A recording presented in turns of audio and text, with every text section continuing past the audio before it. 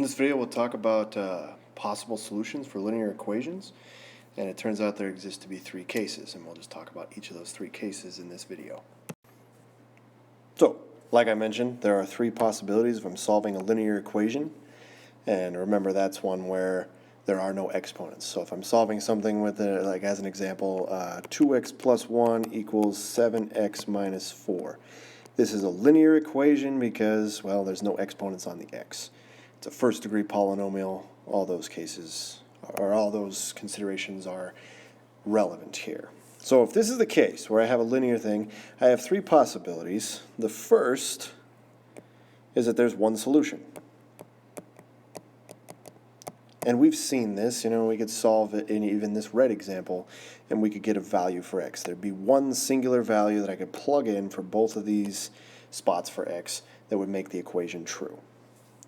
There's another possibility that there's no solution. Or sometimes, zero solutions. And that would be like, for instance, if I have 2x plus 1 equals 2x minus 8. There's no way I can pick a number to where I can double it, add 1, and it'd be the same as if I double it and subtracted 8. That'd be one example, and there'd be no singular value I can plug in to make that true. And then there's a case where there's infinite solutions.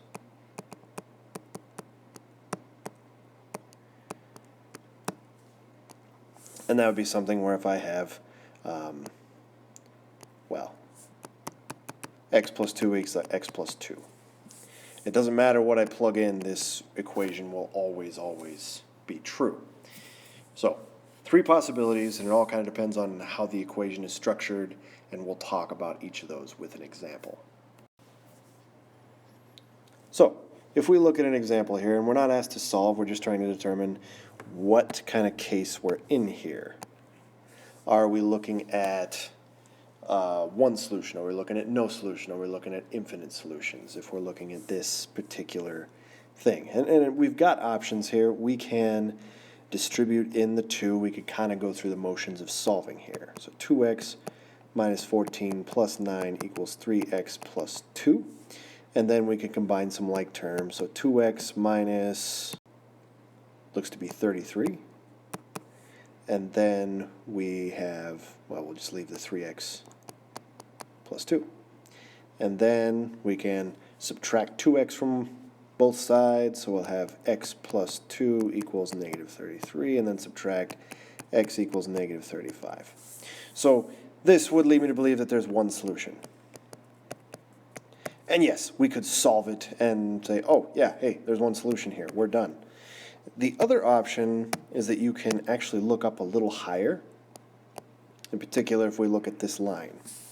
If we have a different amount of x's, or we have what's called different coefficients, so I'm looking in particular at the 2 and the 3. Those are different numbers. Therefore, that would lead me to believe, okay, I'm going to have some amount of x's, and then, yeah, I can track it down to where x is going to equal a singular value. So I could have theoretically answered the question up here at this step I've circled in green. I'm just showing another way of doing it. You could solve it and go for it. However, you don't have to finish it. You could get to a point and say, okay, this says one solution because I have a different amount of x's on either side of the equation. The coefficients are different, guaranteeing me that I will have x equal something eventually. So let's take a look at another example, and this is one that we've kind of briefly mentioned a little bit, and I chose kind of a simpler example just to kind of allude to how this works. So let's look at this equation, and I think if we tried to solve this, the first thing we would like to do is probably distribute in the 2. So let's do that. So we have 2x plus 2 equals, and I'm just going to leave the right side as it is, so 2x minus 7. And then at this point, we would subtract 2x from both sides, then we have 2 equal negative 7. And at this point, what does that mean? Well, there is no way I can make 2 equal negative 7. They're just different numbers. This would be a case where there's no solution. No matter what I plug in, it will never be true. Now, I could look at this line. Notice that the x's are the same, but the numbers are different. The constants are different. If this is the case, I can say there's no solution because these x's are going away and it's just going to leave me with, well, 2 and negative 7 in this case. And in no way can I ever make 2 equal negative 7 without some sort of variable to do so. And if my variables cancel, there's no way I can make that happen. So let's look at one more example here. This one will kind of illustrate the last possibility. So a possibility where there's infinite solutions. So if we're looking at this, we might be able to look right here and say, okay, these two expressions are equivalent. And what it means for two expressions to be equivalent is that no matter what variable I plug in, or what value I plug in for the variable, it will always be true. It will always work. So we could even look at this and say, oh yeah, if I do distributive property, those are equivalent expressions. We're done here. However, if I tried to solve this, well, if I distribute first, then I get, yeah, exact same thing. And then I could theoretically subtract the 4x from both sides. 4 equals 4. Now, similar to the last one, I'm looking at this and say, hey, where'd my variables go? But in this case, the difference is I have a true statement. 4 is equal to 4.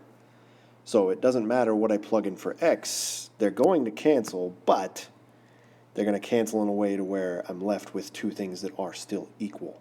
So this would be a case where there's infinite solutions.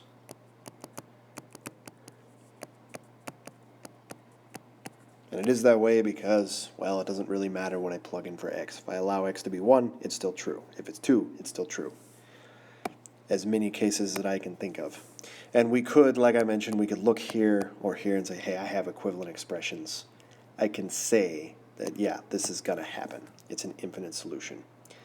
So you could work it out, and if you solve or try to solve an equation, you get something like this, the 4 equals 4, you know it's an infinite solution.